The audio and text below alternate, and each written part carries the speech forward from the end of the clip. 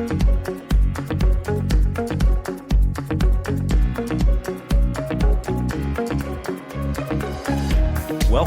to the Perspectives with Catherine Toon podcast.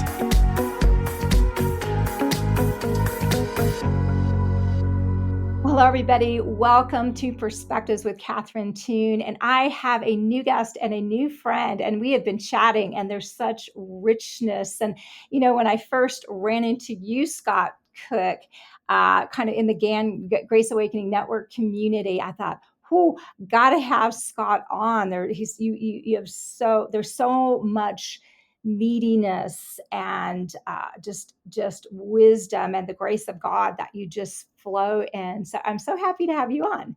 Oh, I'm so happy to be here. I really am. I always enjoy talking with others and doing things like this. I really do. Wonderful. Well, we've been talking a bit, and wow, you have an amazing story on so many different levels. And I thought, dang, we need to get this on the recording, because there's going to be people that will resonate with your journey and will resonate with the vulnerability of the pain points that you have gone through. So, tell us about your journey personally and professionally, that whole thing. There's a lot there, and I think it's going to be a huge blessing to people. Okay, absolutely. And thanks for having me on. I appreciate you doing this. And I'm really enjoy sharing my story. And I'll keep it a little more condensed than I might normally do in a larger audience. But I was raised in a Christian home. My parents were Southern Baptist. Don't hold that against me. But we were at church morning. If they could, they would have gone every day. My friends were at church. The people there were they were our community and really family in some ways, because some of our family were not believers. And so that's a place where my mom and dad found a lot of acceptance, a lot of wisdom, if you will, to live their lives. And so all my years growing up, I was involved in church. I was involved in youth group, choir, all the things that people my age, back in the 70s and 80s, growing up. I eventually went to college, graduated from there with a business degree, was in real estate finance for a number of years, got married. I have two children, both boys, and they're in their 20s and early 30s. And the problem is as I was doing all this, I had never really dealt with a lot of the pain the trauma that I went through because of the relationship with my mother, primarily.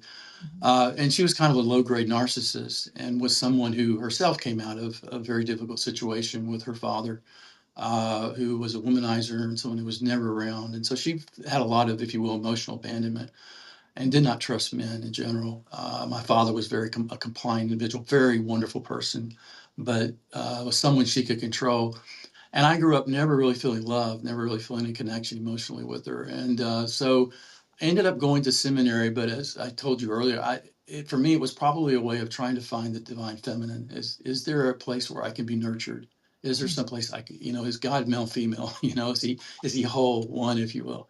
Because all I'd ever heard it was, God is male, as God is man, is, masculine from masculine. Obviously, and they were all white men, preaching to me. And so I was on a search for acceptance, if you will, of being affirmed. And I remember with my mom, if we ever hugged, it's because I initiated it. My mother never reached out to hug me. I never actually told me one time, I'll never love you like I do your sister. So don't ask me for that. Don't seek that, because I won't love you that way. And so I had this huge, need in my soul, this dark hole in my soul, and I went looking for it in all kinds of places, and anger as well.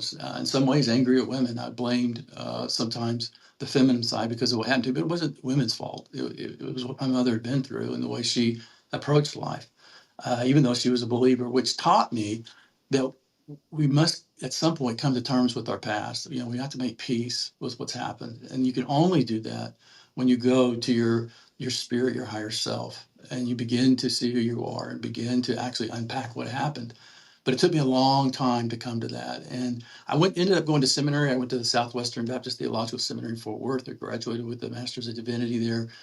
and focused on the biblical languages, on pastoral leadership, and then pastoral counseling. And that's what I did for a number of years after seminary. And but after about 12 years of that, I had been in Texas, in the Dallas-Fort Worth area. I'd been in Missouri and St. Louis, and then I'd been in Knoxville, Tennessee, and had been a senior pastor and then later a teaching pastor. But my wife at that time asked me for divorce because she just basically walked away from God, the church, all of it. For a variety of reasons. Obviously, our relationship was part of that and the problems that we had had. And so I found myself in 2004 living with my mother. Wow. I lost my family, I lost my house, I lost my career, I lost my job, I lost my finances. I took over this van that we had because I had two children, and the kids were living with her, and I really lost my identity, and I was down to just basically living in a back room with a person who told me don't seek love from me, Wow. and it was probably the best thing that ever happened to me. And people might look at that and gasp a little bit, but it really was. Sorry, I'm Um, smiling because I can relate. So yeah, keep going. We'll get to yeah, the good so part. I was angry though at God. I really said, well, listen, if you don't care any more than this, why should I? So I kind of walked away from ministry. I went back into business, back into the financial real estate area, and with a company that sold securities. Was a big part of the capital raise area. But I found myself, instead of doing what I had been doing, I was doing training. Ended up being a director of training, then later vice president of organizational development and training. I did a lot of coaching with employees as well as with the C-suite, the CEO, folks like that, and then began to do other things. And so it was during this time I started my deconstruction, excuse me, and that is when I began to really unpack a lot of things. I really started asking myself, what is it I believe? I wanted to walk away from Christianity, but I couldn't walk away from Jesus. I, I had a lot of reasons to walk away from Christianity, churchianity, if you will, but I couldn't walk away from Jesus. There was simply too much evidence. Like, I'm a very evidence-based individual, very factual, and it's kind of, you have to prove it to me a little bit. And the more I saw about Jesus' life and more my own experience, I just was like, yeah, I can't do that. That's not, Be you know, honest. yeah, it's just not credible. I'm not being honest if I do that. And so I did not, but I did walk away with a lot of other stuff. And so I began to realize I'm not even sure what I am. Well, I later determined I'm a follower of the way, because I began to read Acts and I began to see where Paul never said Christian, but he said follower of the way. And he admitted, I am a follower of the way. Mhm. And I began to ask myself, well, why are people a follower of the way? Well, they were following the way of Jesus. He operated in a way that was foreign to them. He loved people. And He he is was giving. so a Yeah. follower of the person who is the way, and he has ways that we Yeah. follow, which is He great. is the way. So it is a different, if you will, way of thinking. And so that began to be big part of my deconstruction. Well, after about, it was quite a few years, 12, 13 years, I had a neurological condition that caused me to have to, I was getting ready to start a new job, actually. I'd been at this one company over 10 years, and I was getting ready to do nothing but work with the C-suite. So I was getting to really do kind of more of the coaching, is what I'm trying to say. I was doing executive coaching, and I was so sick that I couldn't take the job, and I couldn't do the work with my other company. I literally was out of work for about a year and a half, almost 2 years.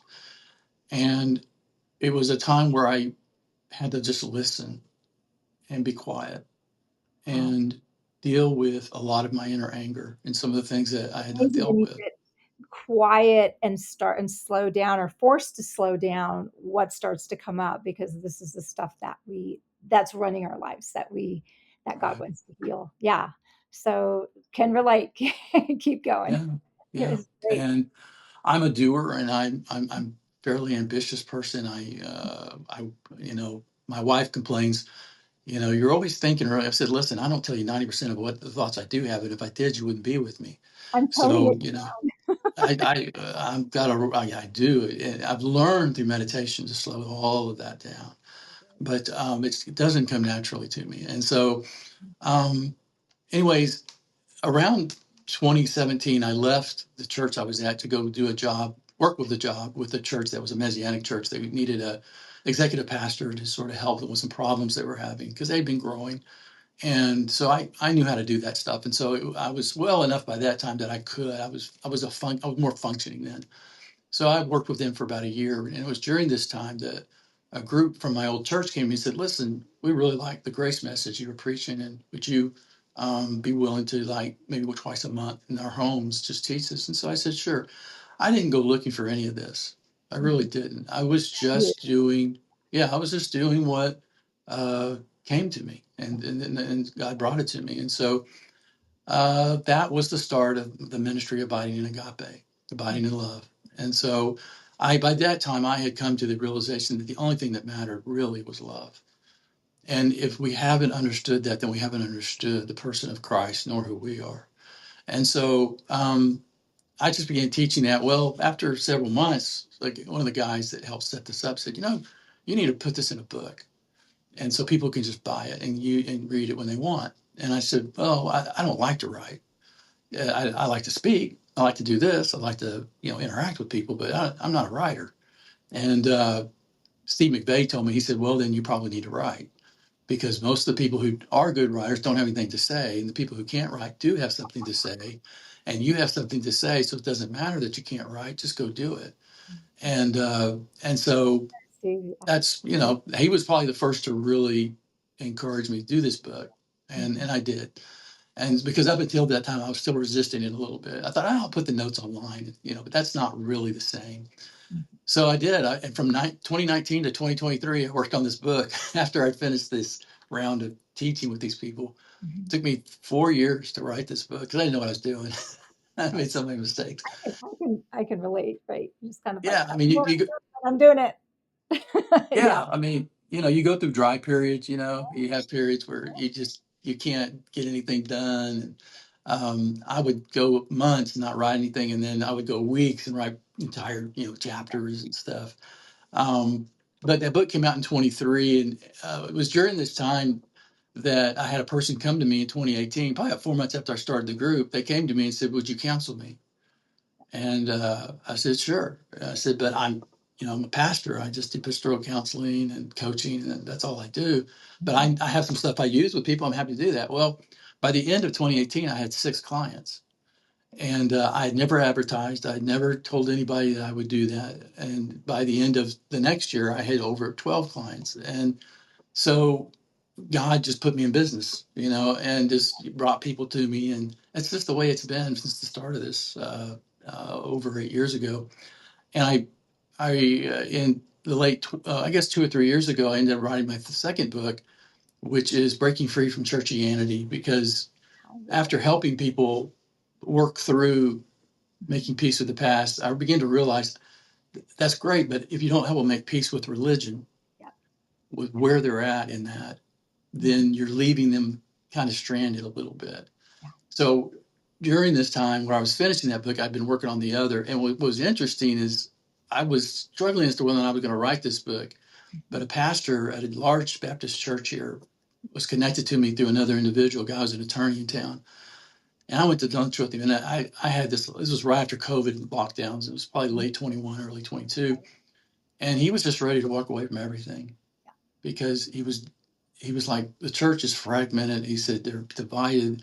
He said, I don't understand this. And what he didn't understand is he was deconstructing. He was having to do it in a church where it's hard to do that. And so I sort of helped coach him through that a little bit and ways to do that and how he could figure out what the best path for him was. And I went away from that meeting going, well, maybe I should write this. Well, a week later, I had a lunch with another pastor who had reached out to me, and it was the exact same thing. And he said, man, have you ever written this, down? I goes, no, I really haven't. He said, you should. In my life. Yeah. But I was counseling people in it by then, and so I did. I wrote the second book, and that came out, I guess, a year ago. And then my third book was Steve McVeigh introduced me to the concepts of quantum physics and quantum realities back in 2018. So when I first saw him do that online, I reached out to him. I said, "Man, are you a New Age or what are you doing?" And he said, "Oh no." And he invited me to a conference he had in Florida, and so I went to that, and we had some lunch and did some stuff. And I really, started studying. I thought, man, this is I knew this stuff, but I didn't know it. Yeah. And so I started sitting down, and since 2019 till today, that stuff has really changed my perspective. Wow. And what I realized is that God wanted me to be more open-minded about what's called general revelation. Yeah. And general revelation is everything that's not the Bible, Jesus, miracles, or signs. Mm-hmm. And what we tend to focus on is special revelation. Mm-hmm. The problem with that is that's leaving out 99% of everything else that God has done. Exactly. And he's, if I sat down with the Apostle Paul and said, have you considered atoms? Have you considered subatomic particles? Right. Have you considered cells and what they do when people are sick? Mm-hmm. Have you considered molecular biology? Mm-hmm. He would look at you with a stare because it would be like, I don't know what you're talking about. Yeah. Why? He didn't have that revelation. Exactly. That doesn't diminish the revelation he did have. Doesn't mean we don't use the Bible. That's the beauty. We get everything. And Yeah. so we get all of God preaching through all of those things, through the created realm, through the Yes. seen realm, and all. Yeah. So sorry, keep on going. This is great. Yeah. Yeah. So I began to incorporate things such as the observer effect, entanglement, Yeah. the fact that every outcome is already in preposition. It already is in potentia. The funny way that electrons work, the light, and the different on the electromagnetic spectrum, and it opened up an entirely new world to me of God. And the reality was that had been closed off to a lot of this, but as I began to join it to what I knew about Scripture, Scripture began to open up to me in ways that had not. And what I began to see was that Jesus was really a quantum person in many aspects, the way he operated. Now, I'm not saying was it the Son of God, he was, but what I'm saying is he operated in a way. And then he said, listen, the things that I do, you're going to do greater things than that. Yes. And so I kept thinking, man, I'm not doing that. I'm acting as though this isn't true. And so I began to dive into astronomy, not astrology, astronomy, and the study of the cosmos, right? And I began to dive into geology and archaeology and anthropology. Uh, a guy by the name of Andre Rabe opened my eyes to, Andre, he's been on the show. yeah, and he helped me tremendously. I read all his books. And he helped me with the scapegoat mechanism, mimetic theory, Rene Girard's theory and that completely changed my understanding of the atonement. Just revolutionized how I see it. As did Francois Detroit and his understanding of the atonement. And so his Bible, probably as much as any, has impacted me in that area. And so all of that then came together, and I wrote the third book, Thrive, Not Just Survive, How to Live from Within. And that just published in June. And so that book is really about, okay, I'm deconstructing, I'm doing that. Then how then should I live? Exactly. And is what people were asking. And I said, well, you live from your inner man, your inner spirit, as the inner man, as the Bible calls it, the inner person, the inner spirit. Why? Because we're one with Christ there. You're a spiritual being first and foremost. That's who you are. And you have a soul and you live within a body. And that body is your experience suit, as Peter Lord used to tell me. It's your experience suit. Some people watching this will know Peter Lord, but he was the first one that challenged me on that whole concept years ago. And we are having an experience just as Jesus did. I love the way Jesus put it. He said, I know where I'm from, I know where I'm going. Yeah. And what he was saying to the Pharisees was, I know who I actually am. Yeah. I know I'm here, and I know where I'm going from this point. Mm-hmm. You're in the law and you don't see that. Instead of coming into spirit and grace and seeing that this is a finished work that I'm doing. And that threatened everything that they held tightly to and wanted. And so the book is all about coming to terms with looking at general revelation, being open to what it says. And here's what I always do. I say, Father, I am interested in truth, Mhm. love, and my life in Christ. And whatever this has to say, I'm absolutely open to that. And I trust you to lead me and guide me and keep me on the path. And if I get off, you get me back on. Exactly. And There's a lot. sometimes, yeah, and sometimes getting off the path is where you find the greatest beauty. Yeah. And True. you come back to the path with that beauty. Mhm. I was in Sedona 2 weeks ago with my wife, and we were hiking around the foothills there of Sedona. Right. And Beautiful. we got off the path. And she, of course, I keep going, And she's like, I think we're off the path. I said, no, I don't. Whatever this is, it's beautiful. Let's just keep going. And so we got to the base of this hill that was sticking out up. It was just gorgeous. So, and with all the green Yeah. trees that I guess can only grow there because I've never seen them, and the redness and all the colors of the dirt. So Mm. I got out my phone and I did a quick TikTok, and it was just gorgeous. But I wouldn't have gotten that if I hadn't got off the path. Exactly.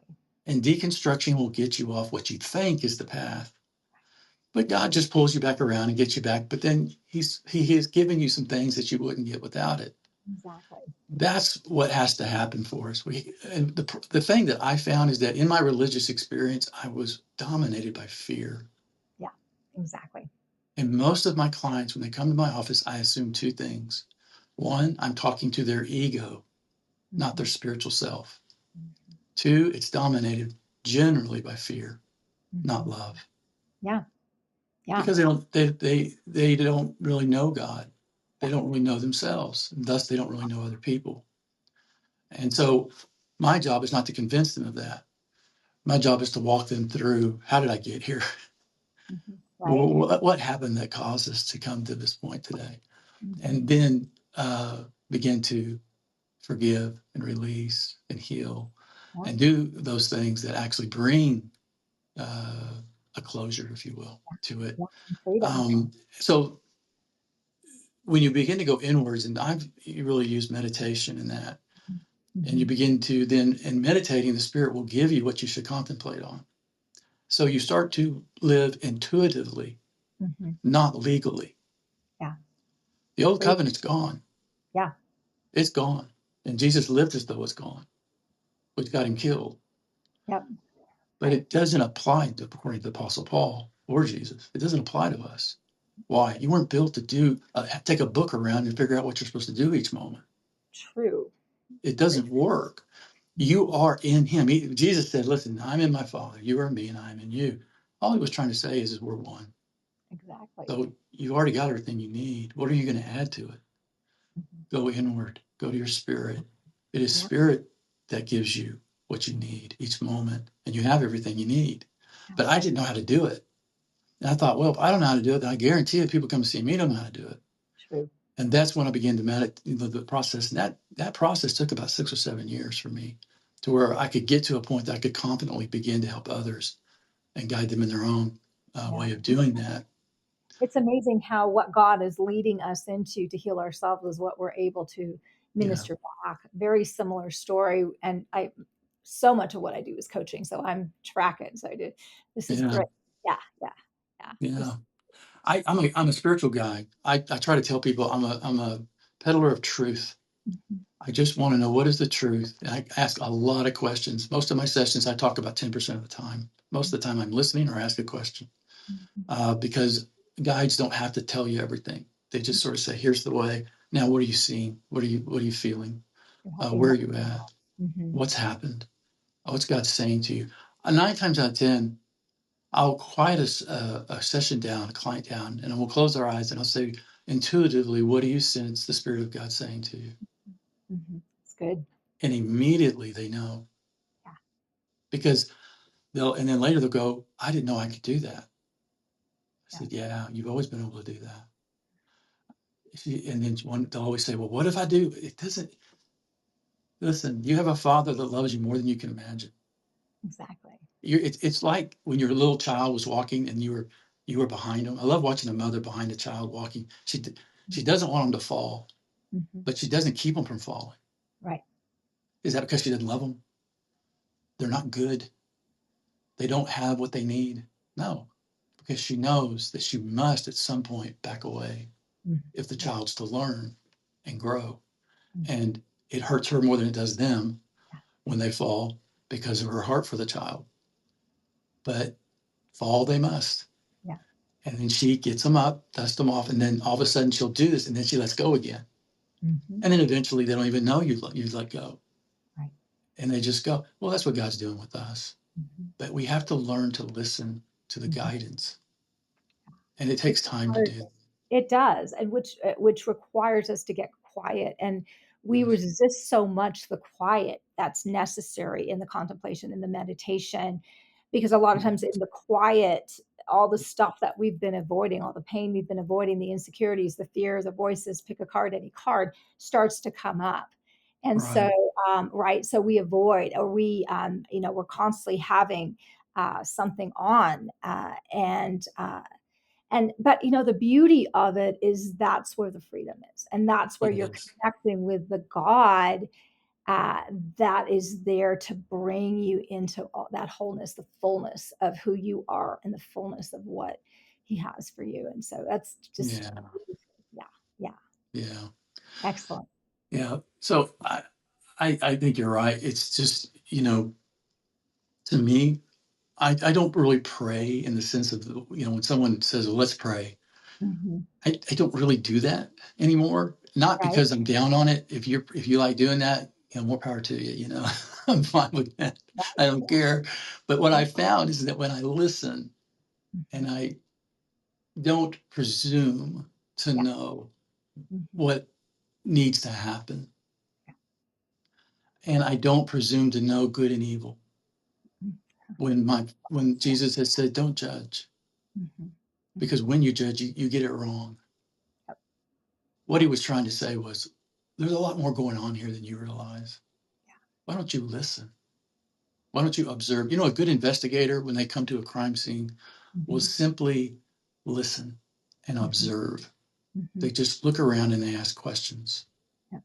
We need to be better at asking questions, Well, better at listening. and then listening, because Listening. right, because it's one thing to ask a question, you get about a 2-second like ability to put something in there, Yes. but that's where it's being uncovered. So I mean, in my opinion, prayer is all about it's more of a conversation, which requires us to Yeah. listen more, because wow, he might know more than we do, right? uh, Right. so so and understanding that that is something that we're built in uh, to be able to do. So it's a matter of uncovering and practicing that, because, like you, I tend to be a doer, tend to go, right? And uh, to be able to slow down, to be able to receive the things that God already Yeah. has for us. But in the process of the engagement is where that intimacy is forged, Yeah. and that relationship is forged, and it's beautiful. Yeah. And it's kind of like marriage. You were telling me you'd been married 30 years. I'm in my 20th year of my second marriage with my Mhm. wife, Cindy. And um, you learn to have conversations with that person. You think you know it when you get married, Yeah. but Right. you don't. Yeah. Right. Because there's so much about that person you don't really know, Yeah. right? And think about, there's just so much about ourselves we don't know. Trying to Yes. understand and plummet the one in front of us. Uh, Yes. huge as well. Yeah. Yeah. Yeah. Wow. Mhm. And that's but you learn to have those conversations and they get easier. Mhm. And you also learn how to listen to them. And you hear their voice a lot easier. I'll be in upstairs and I'll hear my wife's voice a lot easier than I used to. And sometimes I'll poke my head and go, "Did you say something, Cindy?" And Right. she'll go, "No, I didn't." I said, "Oh, okay, I thought I had." What We're happens? thinking You loud. become you become sensitive to their voice. Yeah. Yeah. It's beautiful. I'll be in a crowd and she'll get separated or something. We'll be at the state fair or whatever. And I'll be looking around, go, "Wonder where is it? Where did she go?" And then all of a sudden I'll hear a voice. Yeah. And I'll turn around, oh, she's over here. And there's a bunch of people talking, Right. but I hear her voice Yeah. because I've learned to tune to it. And I don't have to have it right next to me, but I I can't hear it, you know. And I'll walk over to her and I said, well, you went off and left me. Oh, I was looking at this. And so that's the way it is with living intuitively by spirit, which is how we should live, is to Yeah. listen. And then we'll know what we need to say back. Right. We'll know. And then it does become a conversation. Mhm. And most of the time when I respond, it's questions. I'll go, okay, well, what about I have a question? Right. And I'm learning that why questions are never saying, well, why this or why that are never as good a question as who. Oh, good. Who am Good. I? Who are they? Mhm. What did that mean? Mhm. Why did they, I mean, I know why they did, but what was behind that? Yeah. And I have found Spirit wants you to ask those questions and say, well, yeah, she did that, but I wonder what that meant. Mhm. I wonder what was behind that. I was at a store not too long ago. Now, be careful when you start living intuitively because the Spirit gets serious about it. And you'll hear the voice all the time. A lot of y'all probably already know this, but this woman was with her child. She was in a suit, and he was obviously picking him up from daycare. And she had dropped this milk, and it had broken, and it was all over the place. Well, the Spirit said, you ought to clean that up for her and tell her to go ahead and go get something else, and you'll take care of it. And I was like, as I looked at her, she walked away from it. She just left it there. And I thought to myself, well, I'm not going to, if she's not responsible enough to take care of that, I'll go let the store know about it. And then, but I could tell on her face, man, it's obviously had been a long day. Mhm. And so I let the store know about it. And then as I'm walking out, the Spirit was like, you have no idea what's going on at home with her, do you? Like, no, I don't. Mhm. You have no idea what's going on with her child. Mhm. No, I don't. You don't really understand what's happening in her marriage, do you? I'm like, no. And he said, I know all of it. All I wanted you to do was clean up the milk. Wow. Let me worry about everything else. I brought you to the store today to clean up the milk, not to pick this other stuff up. You missed, son, what I wanted to say to you. Mm. But don't judge my girl when you don't know her. Wow. I know what's going on, and I'm not worried about her walking away from the milk. I got you to clean that up. But don't worry, I had another of my children do it. Wow. Man, I got in my car and thought to myself, listening means not just listening, but acting. Mhm. Yeah. It's not a passive way to live. Yeah. We must, in some ways, they say, manifest into the Mm. world. Yeah. Yeah. If anyone should be manifesting into the world, it should be Christians. Yeah. Yeah. It is not a passive activity. Mhm. But when we do this, it won't be the way we used to do it, through works, through effort. We will do it in cooperation with Mhm. the Spirit. It's kind of like the counseling I do, the coaching. Mhm. I didn't, every single person who's come to me came to me of their own volition. Yeah. I've never advertised once, other Right. than on my website to tell people it's available. But for the first 2 years, I didn't have the website. Sure. But I just told the Lord, I really enjoy this. So bring the people Mhm. you want to come. And he did. When I was starting this, a friend of mine who was a part of the group, just after I'd started the LLC, he he uh, he came to my house, or he called me. I was at breakfast with my wife. He called me, said, "Are you at home?" I said, "No, I'll be home a little bit." So I said, "Meet me at noon." So he came over, Mhm. and I thought he was coming over to I don't know what he wanted because I told him, I said, "Can you just tell me over the phone?" And he was like, "No, I gotta come there." So I said, "Okay, come on over." So he comes in and he hands me this check. And I said, "What's this?" He goes, "That's the first 2 years of your financial issues for this. This will take care of the first 2 years." Wow. And I looked at it, and it was a lot of money. Oh, yay. He said, "I know you just opened up the LLC." He said, "When it's open, deposit it. And he said, you don't need to worry about money at least for the next 18, 24 months. Wow. And it was enough to pay me to do it. Now, I didn't get up in front of them and say, I need some money. Right. No. But I told God, I said, I will do whatever is required because I really want to do this. But this is what I need, and I'm so grateful I've got it. And that was about 4 months earlier. Wow. And nothing happened except me putting money in the bank account. Wow. But I saw it. I felt it. I knew this is the right thing. And that guy shows up. He's just, and the truth of the matter is, he's very well off. He was part of my board later. And he told me one time, I struggle with giving. And that was the biggest step of giving my wife and I had ever done. Wow. But we knew for 3 months we were supposed to do this. And I wrestled with what I should do. And I said, well, do you want it back? He was like, no, I don't want it back. He said, I've already gotten it back. Yeah. I said, really? He goes, yeah. He said, I invested some stuff for my daughter because I'm going to give it. She's graduating from medical school. I'm going to give it to her when she gets out to help pay down some stuff. He said, I already got it back. It grew in over a year. And I said, oh, goodness, I can't believe that. Beautiful. Listen, man, we live in the universe is built to be at your beck and call because the life of Christ is your life. Yeah. And I never saw Jesus crying about anything other than the loss of those he loved. Right. I never saw him complaining. He spoke to the fig tree. I always like this. Jesus didn't yell at the fig tree. He didn't wait around for something to happen to the fig tree. He just said, may fruit never grow from you ever again. And he left. He just spoke to it. Yeah. He had an intention. He had an emotion. He said it and he left. He let God worry about the outcome. Well, they come back that night, it's withered up. But he didn't get to sit there and watch it wither. He didn't know when it was going to wither.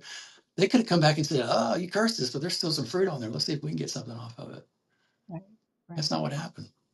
Yeah. And it's a different way. We are built to thrive. And I'm not talking about money. I'm talking about life. Yeah. Yeah. Joy. Impacting people's lives. I care about people. The rest of it is okay, but it's a tool. Yeah. Yeah. It's a tool. Exactly. It's just a tool to help to connect with people. Yeah. And it's kind of like the Bible. A lot of people have gotten upset with me sometimes the things I say in the Bible, but I will tell you this: if I understand Scripture properly, the Bible is Jesus' tool. It's his servant. Sure, of course it's not his master. Therefore, it's under his feet. Yeah, for sure. Therefore, it is also under your feet. It's a tool that he will use in your life. Exactly. And it's not your master. Right. It's there to help you. Exactly. And the more we live from within, the more it just opens up in ways I cannot even describe. And many of y'all watching this probably know this. But that's kind of what I do. And I just take people to this 3-step process. And some get through it in a year and others take years because our flesh is different, right? It is. And the beauty, however long it takes you, it's worthwhile. Right? Oh gosh, because we get what we need. We get what we need as sons and daughters of God. So, so comparing journeys, it's good to hear about journeys, but to compare, we get into trouble because each journey is unique because we're all unique. We all have different backgrounds and different crap we need to get over. Yeah, different crappy program and all those things, religious upbringing, all of that. But it's a beautiful path forward. Did you want to share what the 3 big steps are? Or? Yeah. The first thing we do is we help people make peace with their past. And the first thing is we have to go back to the reality that we have been traumatized, hurt, and we have pains and disappointments, especially. And the biggest disappointment is in God and ourselves. Yeah. And because God hasn't been who we thought he should be or hasn't done what we thought he should do, we feel like we've let God down. We've let ourselves down. Maybe we've let others down. We didn't perform the way we thought we should have, and we think God's maybe even upset with us about it. So what I do is called a life map. And I pull up a whiteboard, and that usually takes about 3 sessions. And we start with the grandparents and work our way down to the kids.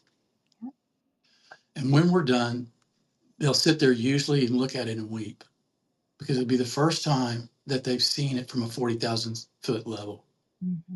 And they begin to see, and out of it usually comes what are called strongholds in the Bible, but what I call false identities, false statements about ourselves. The three greatest false statements people live with is there's something wrong with me. Yep. I'm not enough. Yep. I'm not there yet. Yeah.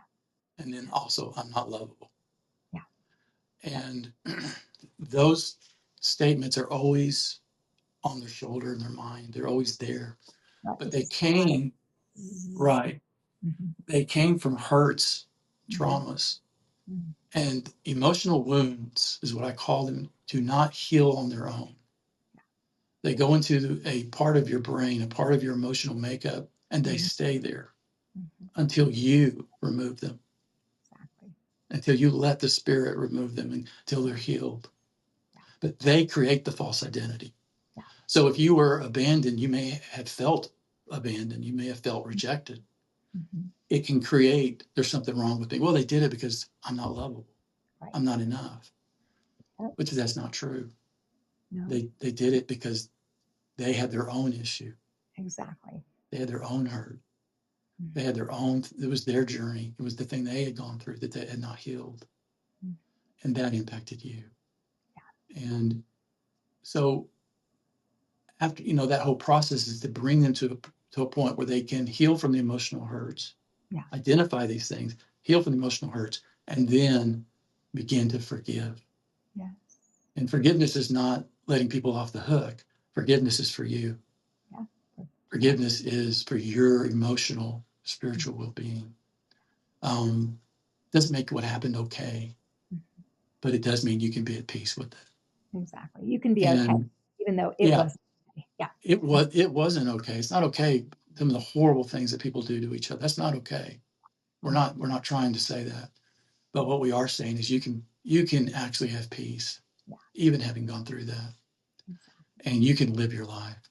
And after that, then the second part is once they've done that, we Mm-hmm. then deal with deconstruction through coming to peace, if you will, with your religious past. Mm-hmm. Yeah. Because many people have been traumatized by religion, especially Yeah. if they've been what I call evangelical Christianity. Right. There's so many things about that have Mm-hmm. hurt many of us. Yeah. But I also deal even with people who come out of Catholicism Oh, yeah. and other things like that, Mm-hmm. because we've been given belief systems that are actually very toxic. Yeah. Exactly. They're not based on a good and loving God. Mm-hmm. They're not based on the true nature of God as Mm-hmm. seen in the person of Jesus Christ. Yeah. If it doesn't match Jesus, it needs to be doubted. Bingo. If I understand Colossians and the way Paul saw it, at least. And so we help them to deconstruct. I want to make it clear, we don't teach them what they should believe. Yeah. That's not my job. I know what I believe, and Mm-hmm. I'll answer that question, but I'm not here to tell you what to believe. Exactly. You have to believe this, or I'm not going to, you're going to upset me. You're not going to upset me. Because theology, whether people like it or not, theology, it's not static. Mm-hmm. Yeah. And if you look at the theology of the early church fathers and Mm-hmm. compared it to the theology of the reformers, Mm-hmm. they're not the same. Mm-hmm. No, at all. I mean, they both believed in Christ as the Messiah. Mm-hmm. They both believed that Christ was the Son of God. But I'll tell you, a lot of it stopped there. Yeah. Because I've read both. Mm-hmm. I had to get my degree. So it was like, listen, these guys don't match up. That's why Mm-hmm. theology is not static. Yeah. Can you imagine how big God is and then saying, I know everything? No, no, we're not even close to it. Yeah. Of And course. so that whole process is so that my whole thing is to give people tools so that they can do this on their own. Yes. I tell people it's like my job is to get me fired. In other words, Yes, like I'm helping you develop the tools so you come find me when you need me. In the beginning, you probably need me a lot. Uh, right, then, right, as you're growing and doing it, that's the joy, seeing people run with these things, and then help minister in some form or another to other people with it, because this is stuff that we can just do intuitively on kind of on a day by day basis as we're just right. doing things. Yeah. Absolutely. Absolutely. And one of the things we also teach them is in the book I use with that, it's called Breaking Free from Churchianity. The first book, I should have showed you, that was Alignment, Authentic Love. That was my first book that I wrote. And Steve Oh, McVeigh, for those who know him, did the foreword for that. yay. Love it. Yeah. And the one thing about deconstruction is you have to go back to the origins of something. Where did it start? And sometimes that means going outside of the Bible, Oh, because a lot of things impacted the writers who wrote the Bible. of course.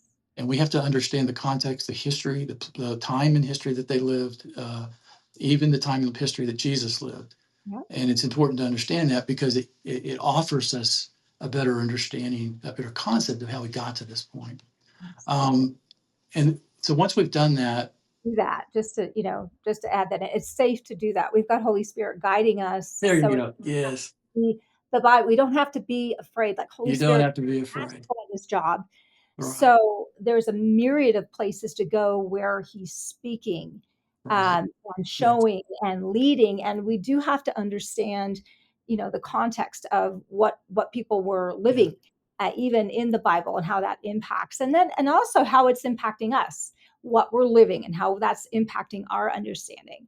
So anyway, absolutely. that's huge. So I just want to say that Absolutely. because I could feel someone's like, like, And how do you all know of I'm us not do. get off in deception and all of that? How And good is God yeah. at leading his kids? Yeah. Yes, and I understand that. I just want to say that to anyone that's feeling that. I get you. I lived that way for a long time because Mhm. that's how I was taught. Right. And I'm not down on the people that taught me that. They were trying to help me. They were trying to take care of me. I believe their hearts were in the right place when they did that.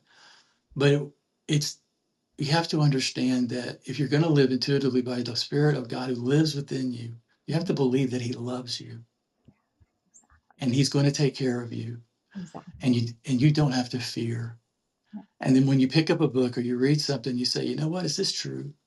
Mhm. How would this help me? Okay, well, maybe this part I'm not so sure about, but this part seems to be really helpful. I'm going to look at that. Sometimes it's a mixed bag, which It's a helps. mixed bag. Is that most things are mixed bags. You They know, are. I I don't put my agree with that. off in the hinterlands, come get me, right?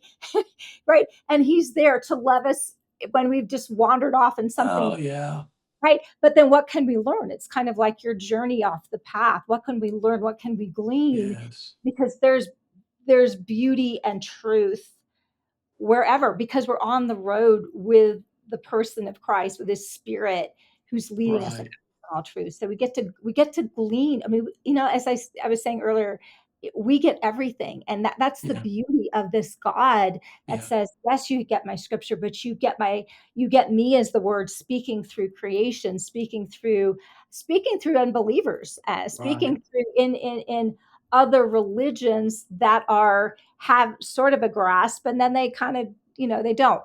But even in Christianity, so we Yes. get everything, and we get to travel on this, and we don't need to be afraid, because the person of love who casts out fear is the one that we're journeying with, and he adores Absolutely. us and knows exactly how to keep us safe as we're Absolutely. engaged with him to the best of our abilities. And we're just going to do it well Yeah. or not well, or mixed bag. But it's this engagement where all the life flows, and we're Yeah. able to see him in all things, in the midst of all things, even the things that are awful. There's a lot of evil out there, but we're able to see him in the midst of it. So anyway, just thought I'd Yeah. bring No, that. that's I could absolutely. just see that mind process happening, and Yeah. on that, understandable. And you're as a doctor, you are trained to diagnose Hmm. and to try to determine what's wrong with someone. And so you were trained to ask questions, I'm assuming, and to see how they're presenting, and what the patient's presenting as. And that's all listening. And a lot of things they say to you are important, but there's a lot of things we say to you as patients, we say to doctors, it's not as important. Right. You But that's know, okay, because you don't know what's important. but you don't know. And Right. so it's Yeah. like you pick up a person picks up my book and reads it. Well, maybe 80% they agree with. That's okay. Don't worry Yeah. about I try to tell people, don't worry about the 20 that you Yeah. don't agree with. Exactly. Worry about the 80. I tell my coaching clients, I still do some of this on the side. And some are believers, some aren't. And they'll say, well, I disagree with that. I said, that's fine. That's part of the 20. Yeah. Well, what does that Exactly. mean? That means that's the 20 you're not going to worry about. Yeah. Exactly. And the other 80, I said, is the 80 helping you? Well, yeah. I said, well, don't focus on that. Where you focus determines your outcome. Exactly. Worry about where you're focused, not what you don't agree with. Well, and I think so much of the church has felt like if we get it wrong, like almost our salvation is comes from us getting it all right. So That's not heaven and true. hell on the other side, All right. as you're in it right, depend on me getting this right, or like otherwise we're going to hell and we're taking people with us, right? And Yeah. so, right, and that's not salvation. That's not how God is No. redeeming and restoring all things to Himself. So Yeah. yeah, so we can just let Jesus Yeah. like be be who He is. We can let the Christ in Absolutely. us be who He is, and Yes. not be afraid. Nope. Not be afraid. He's really And not rattled by any of this stuff. yeah, and but it's really hard because we're taught to be afraid.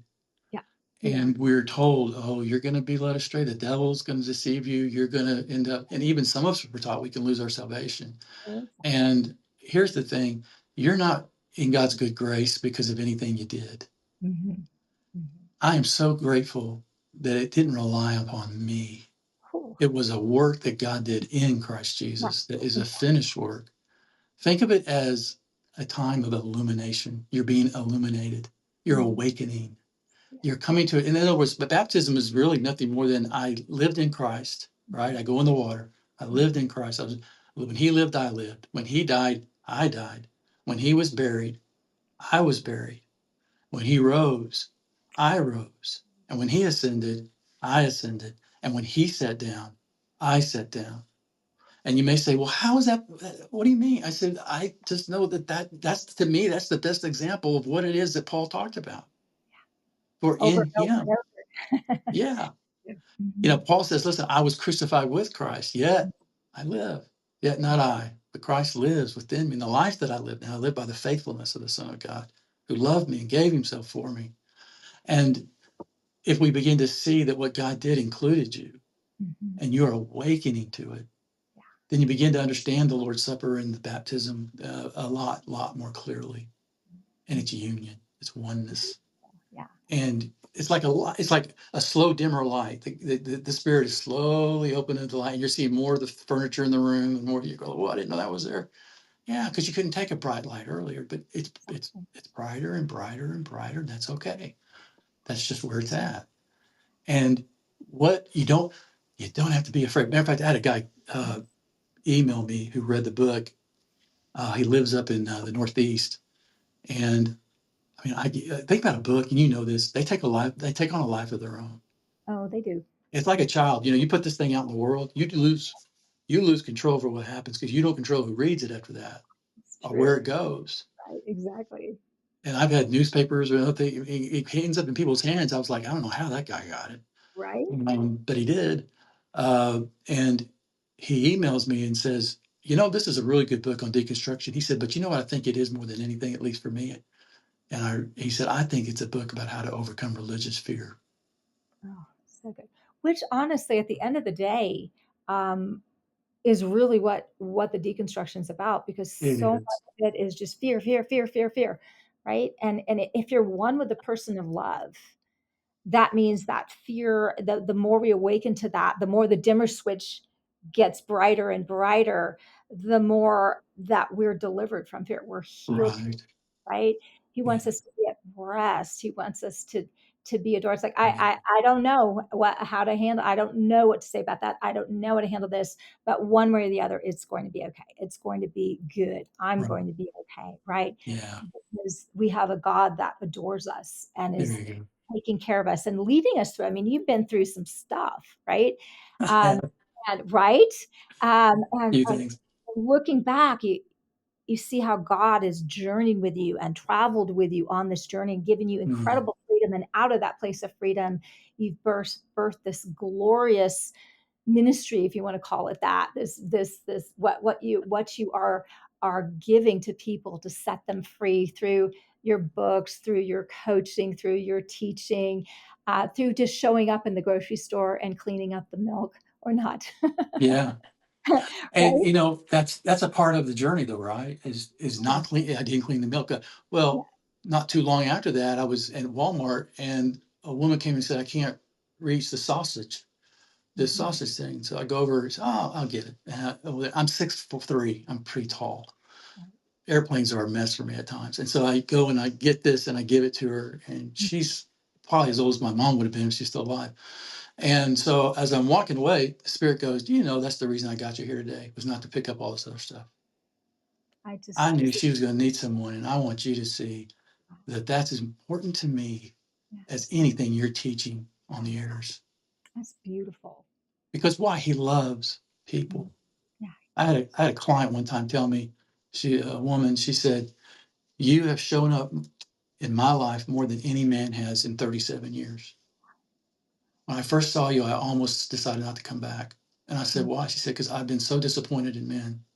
Wow. I would rather have a woman. At least then it was a woman that disappointed me. Right. She said, but every week you show up. Why do you show up? I said, because God loves you. And he loves me. And we're one. Mm-hmm. And that's what I do. Mm-hmm. You're loved. Mm-hmm. And it was the first time, well, that's what God cares about. Like, not doing anything, showing up. Just show up with people. That's what God cares about. Wow. And that's what he did, when he was on That's the what earth. he did. It wasn't a huge platform ministry. No, it really wasn't. Speak and teach, but he showed up for the one, and he showed up for the many, right? So I mean, all of those things they're all good, They right? are. All They good. are. They Yeah, are. it's And that's beautiful. and whatever it is, if anything, if you can let God heal you of fear. And I think, and again, the Bible makes it clear, perfect love does what? Okay. That's out there. Mm-hmm. Yeah. And when I started meditating, the only thing Spirit seemed to say to me was, I love you. For like a year. Yeah. Yeah. Why did he do that? Because I didn't believe it. Yeah. It's I true. You thought it had this, was, I'm unlovely, I'm unlovable because my mom was unable to love me, right? So yeah, there's something wrong with me. Yeah. yeah. I'm sorry. I didn't mean to laugh. I laughed inappropriately because I'm Oh, no, relating no. why. Yeah. No, laugh at people's pain, right? But then, right, it's that constant on, like, we're just going to hang with this until you get it. I mean, God is so faithful in that. That's why my first Yeah. book was marked by love, because I needed so much ministry in that area, and then out of that, kind of the book just kind of actually burped out. It was kind of funny. It happened pretty quickly, um, uh, but it's that what we need, right? So we just need to marinate in that, right? To meditate, Yeah. contemplate, and let him love us, Yeah. right? Yeah. And that's it. I like what you just said there. Let him love us. Mhm. I don't, I've never heard a message on how do we let God love us. And I counted all the messages I've heard in my life, 26,000. Either I gave them or I listened to them. Right. And I don't remember a single one on how do I let God love me? How do I listen Yeah. and let God love me? And And yeah. And I mean, and part of that is if we're to let God love us and not push it away because it's like we have all the reason I'm unworthy, there's something wrong with me, I'm not enough, blah, blah, blah, all the things. Um, but standing in the place of our discomfort with the lies and like letting him engage us in those yes, parts of those lies. The problem is we run from the discomfort. yeah, And it's in the discomfort where the healing is. As a doctor, you go where it hurts, right? right, Right? So right, you're not going to the healthy tissue. You're going to where it works or what's yeah, imbalanced, right? And as well, and that's what we do with coaches. I mean, as coaches, I'm like, so I'm looking for the pain points, and that's actually where we're heading. But you're not yeah, doing it by yourself. You're doing it with a flesh and blood person in front of you. You're doing it with a spirit that's resident in you, and being released through me, to go to those places that are shut down, that are painful, to free them, to be right, loved in those places. right, And God knows exactly what that needs to look like. We don't need to worry about it. right, right. Mhm. And but if you don't, most of the people that come to me, and it was true with me, is they it was hard for them to relate to God because from a father perspective, Oh, yeah. because they never believed their father loved them, Hmm. and they've never believed that about God. And Exactly. so a lot of times I'll say, well, then let's look at it from a mother perspective, mother God, Yeah. and a lot of times they're able to do that, Right. and Right. say, oh, yeah, I can do that.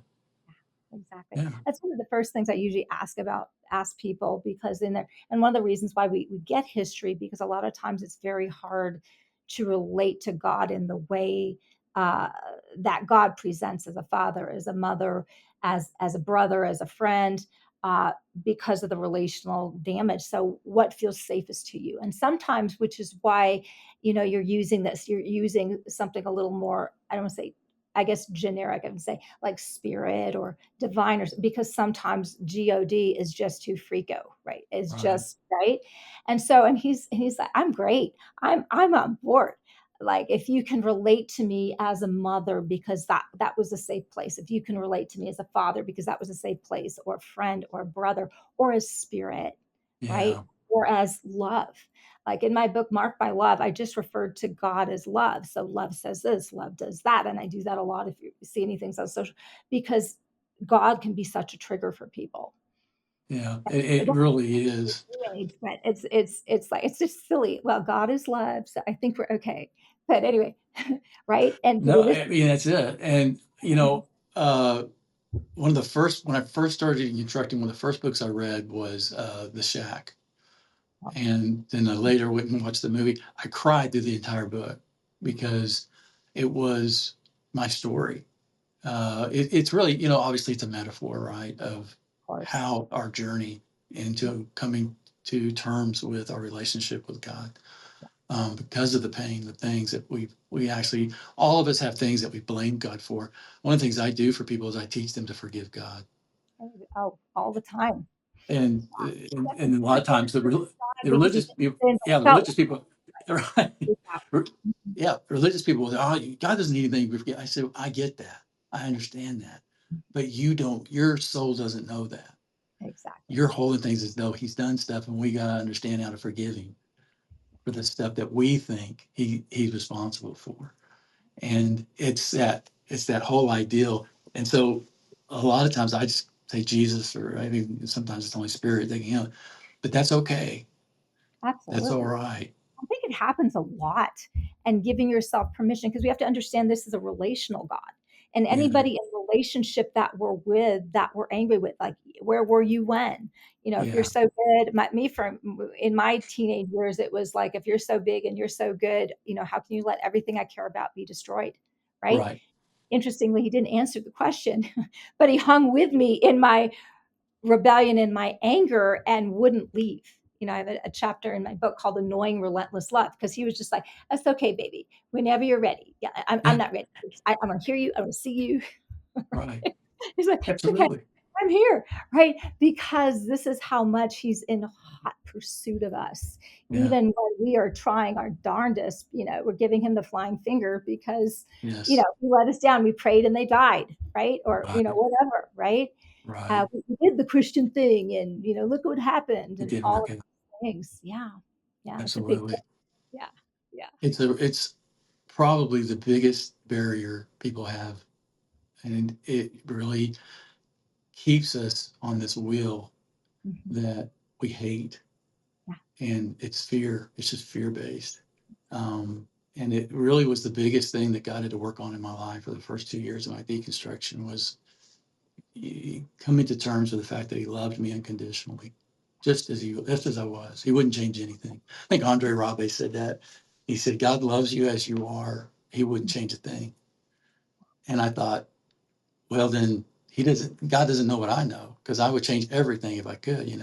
But as I thought about that, I began to realize that's right, because love doesn't come demanding anything. Mhm. It just loves. Exactly. It just Love loves. comes for the purpose of love, Yeah. right? And if you're not adored in the place of what you're perceiving as the biggest Right. messed up, you're not loved. You're not adored. And this is a God who's in pursuit of that. And there are things that are that in our in how we're presenting, not the truth of who we are, but in how we're presenting, that need healing. But that's going to get healed by love. And if he doesn't love you Yeah, right there, he doesn't love you.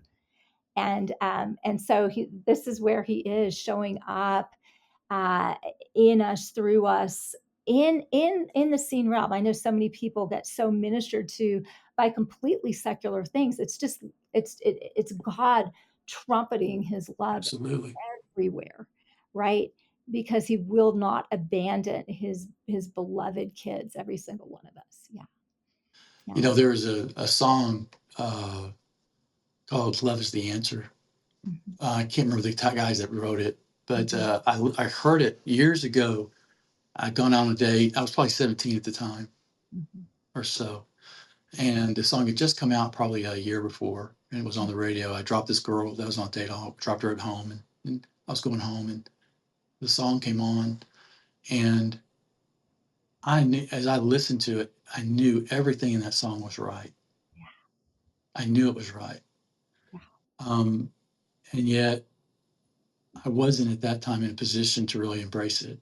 yeah. But I knew in my depth that that's that's the kernel of truth I'm looking for. Exactly. But I couldn't accept it because these guys weren't Christians. I was like, how could they know that?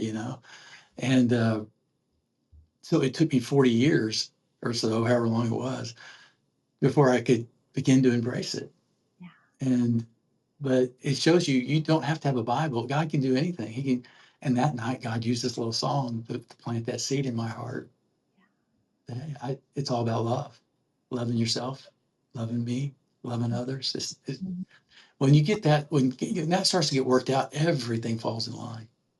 Absolutely, You absolutely. know, Yeah, because you're so adored, you're so loved just for who mm, you are, and you absolutely. don't. And when you know someone loves you, you can be yourself. Exactly.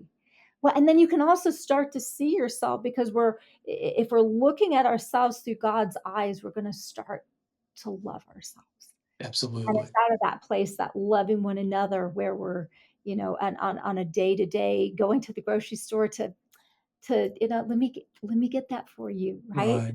Oh, you're showing up as the person of love. You're showing up Yeah. as love in your flavor, for that person who needed that, who knows what is going on in that little woman who just needs to get her sausage, right? And needed Yeah. the kindness of a stranger. And God saw her and sent you. It's And beautiful. it's only really it's really the small things Mhm. that are most important if you think about it, to God, because everything is important. Every moment is important. And I don't know, it was Andre said this, but somebody said, even if I'm wrong about the Bible, I'm loved. Yeah, exactly. You're not loved on your basis to get it all right. That's just it's silly. It's silly. Like, we don't It love God is. because they do everything. We just you're my kid. End of That's discussion, it. right? It is. Yeah. Yeah, you're loved. You don't have to worry about that. Um, and it does take time for us to, but once you begin to see your love, I believe fears begin to melt away Oh, because you begin to realize how long is love willing to wait? mm, Well, I think eternity. hello. Yeah. Love's never going to end, according Exactly. to Paul. Never fails, Love right? never fails, right? I don't think there's a time limit to I'm failing now, because you No, put me out and you didn't say the prayer, and right. you didn't, and you didn't clean up the spilt milk, and your That's theology. it. Okay, Right. love's worn out. Apparently, you are greater than love. You're greater There than, you go. yeah, and And your decisions, your behavior apparently has it is the standard, instead of yeah, you're one with this person who is love. I do this thing on TikTok. I have Facebook and all these other platforms we're on now. But my TikTok platform is not for Christians. It's for people who are more just spiritual. Mhm, And so what I do there is I relate to them where they're at. mhm, And I don't use the name Jesus or God. Occasionally I do.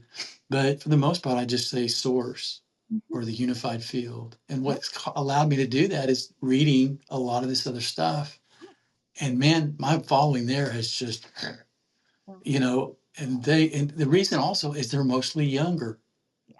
They're mostly in their 20s and 30s, Yeah. but they won't follow me on Facebook because that's not their deal, man. Yeah, right? Yeah. Yeah, they're not going to follow me on Instagram Mhm. or maybe even YouTube, Mhm. but because I talk to that audience different. It's beautiful. I talk to them completely. And I even had one guy said, one guy, he said, "This is disturbing to me. You're a former pastor talking like this." And I said, "Yeah, isn't it wonderful?" He said, "You don't ever use the word Jesus." I said, "I try not to." It Well, slips out. It's a thing. and I Yeah. told him, and he's a little older, and I told him, I said, "It's not for you, man. It's not for you. Yeah. If you want to join us, that's fine. But listen, don't worry about it. I got all this other stuff for you. Yeah. Go there." Exactly. Exactly. Well, and then Paul, to the Jews that became a Jew, There right? you go. To reach one, to Right. reach, right? And so Yeah. we have to speak people's language, right? Yeah. He And said, so we have to act like there's an unknown God because you can't handle the J word, right? I mean, it's okay. I'm yes. not trying to be right, but Right. right? Hey, Yeah. like, let's do it, because God's in hot pursuit of those that can't relate, can't handle the name, or can't relate, whatever. But He's in hot pursuit, and then He can reveal Himself. We just that's God's business. We don't have to, and that's where the fear is the driver because we got to get them in. Let's this in and out stuff, right? Right. And no, He wants to engage. He wants to engage in a way that makes sense to the one that's before him. And he's doing that too. I love that. It's beautiful. Yeah. I went on a tour of the travels of Paul, and I ended up going to Ephesus and Nice. Philippi and Corinth and to the Pantheon, when I was at the Pantheon, there is Mars Hill, which is just a rock, Right. and I pulled out my phone and read that part in 17th chapter of Acts, and that to me, I think that message probably is the message he used most of the time, or a form of that with people. I don't think he ever even brought up Jesus. They're not going to know anything about the law. They don't know anything about Moses. If they're Greeks, they don't know anything about Jesus. Exactly. They just have all these gods. Yeah. And so Paul he said, "I became all things to all men that by all means I may win some." Yeah. And what he was saying is I just meet people where they're at. Exactly. And I don't have to use the name Jesus to do that. Yeah. Exactly. And listen, I already know that they're in Christ. I already know they're in the divine life, but they're not ready to hear that from me yet. Exactly.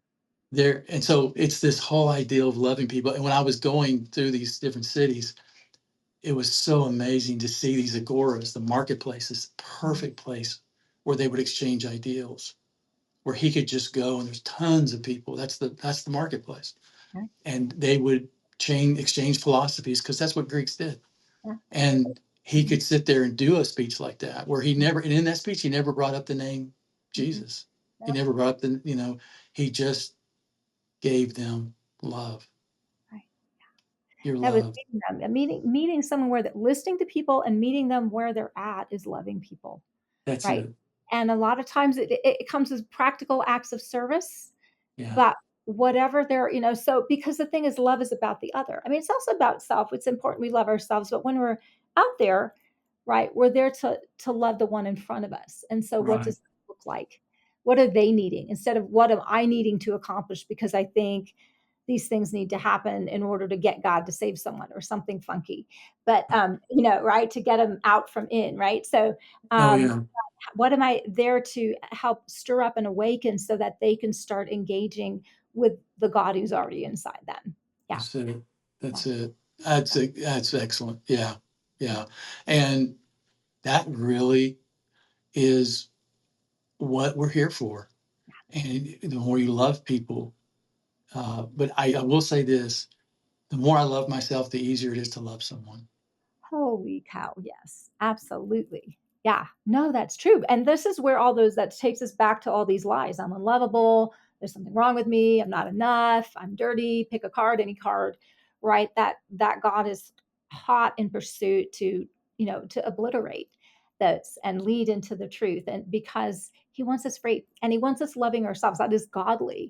That is Yes, a godly thing. If I'm all focused on, you know, um, feeling icky inside, it's very hard for me to focus on and love the one in front of me.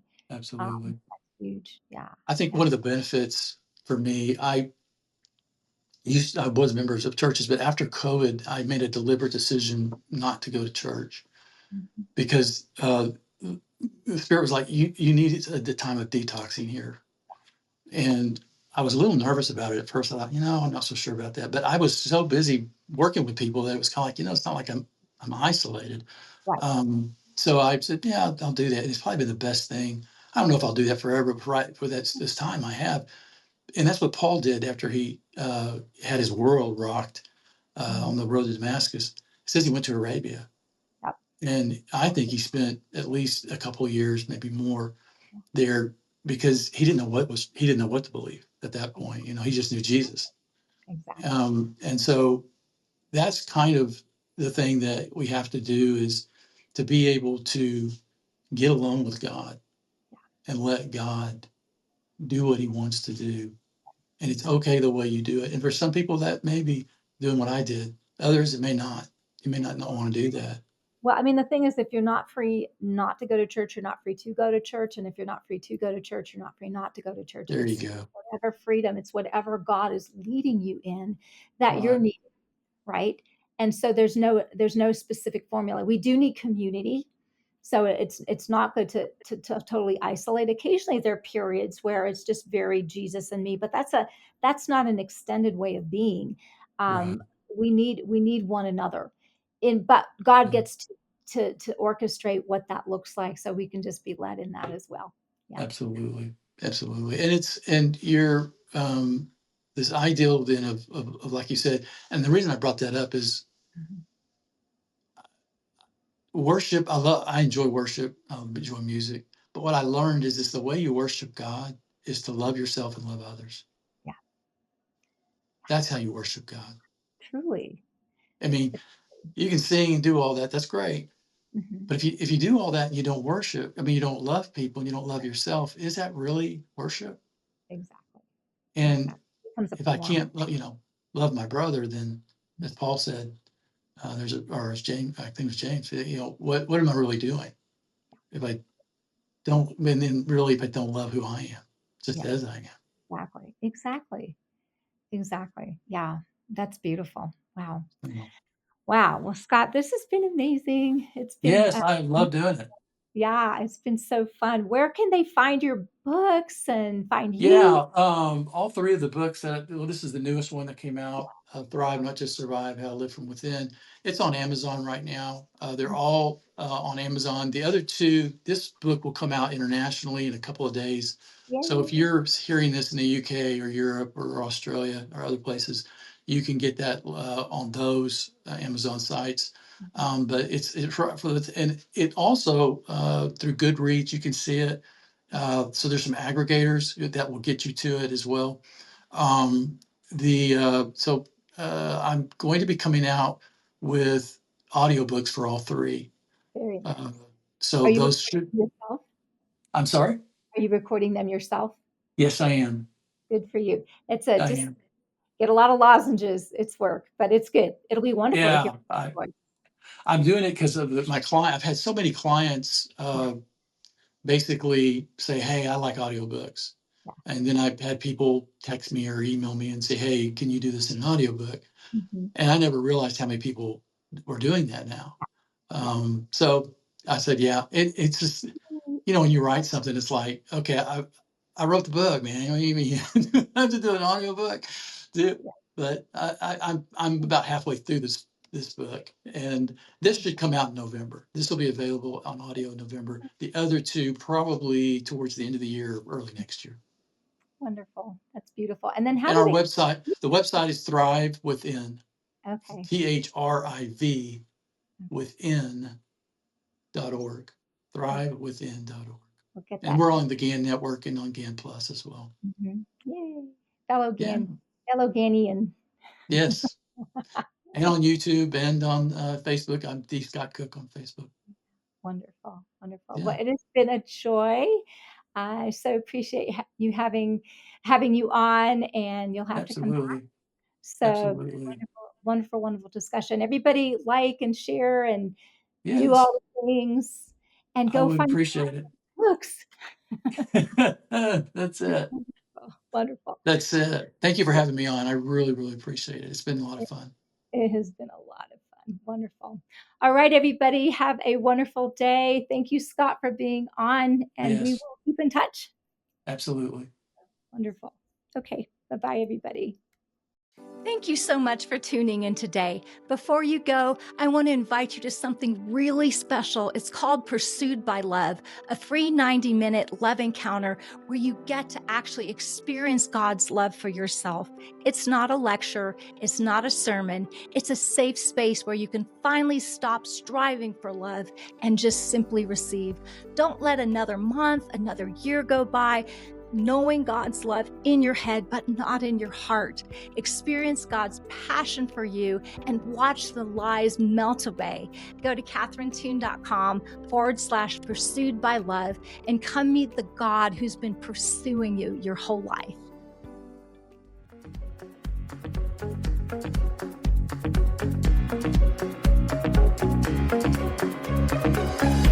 Thanks for joining us on this episode of Perspectives with Catherine Toon.